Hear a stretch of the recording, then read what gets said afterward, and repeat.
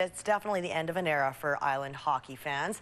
The Victoria Salmon Kings' surprising playoff run came to a screeching halt last night as the Alaksa Aces capped off the series sweep of the Salmon Kings, winning 3-2 in dramatic fashion. With the WHL team set to move into Save On Foods Memorial Arena next fall, pro hockey's 7-year stint on the island has come to an end. It's the final curtain call at center ice for the Victoria Salmon Kings. The season is over. The only Canadian ECHL franchise is now part of hockey history. I don't even know what I was thinking, to tell you the truth. It was just, your mind kind of goes blank and you're just trying to take it in.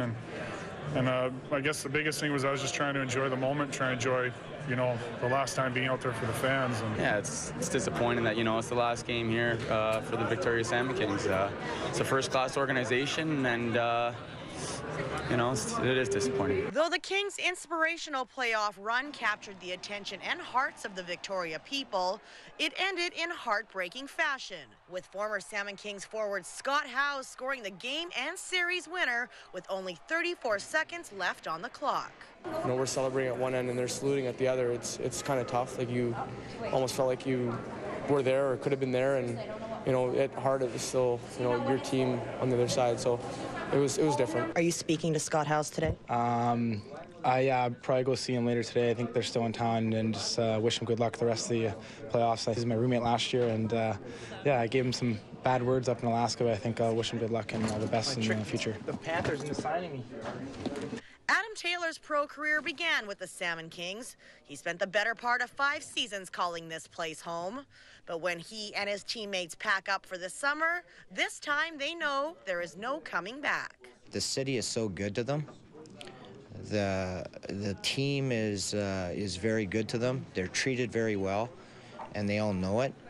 And the hard part is that they can't come back. This year it's kind of like team meeting, get your stuff and you're gone. Like, there's no one coming back. So yeah, it's just it'll be weird for next year. But I think Victoria's looking forward to having the new team here, and yeah, it was a good 7 years here. Where are you going to go next year? Where are you going? Oh, I have no idea. I don't know what I'm going to do tomorrow. I don't even know when I'm going to leave Vic yet. So I'm the first and foremost the biggest fan of Victoria. So for people to come from around the country and around the states to be able to kind of spend some time and really enjoy the city and share the city together, I mean, that's something that's special. I think that's something that everyone will take with them to wherever they go home and on in their lives. Well, it's not just the Salmon Kings players that are left contemplating their hockey future. Original Salmon King and assistant coach Ryan Wade and Mark Morrison are left looking for work.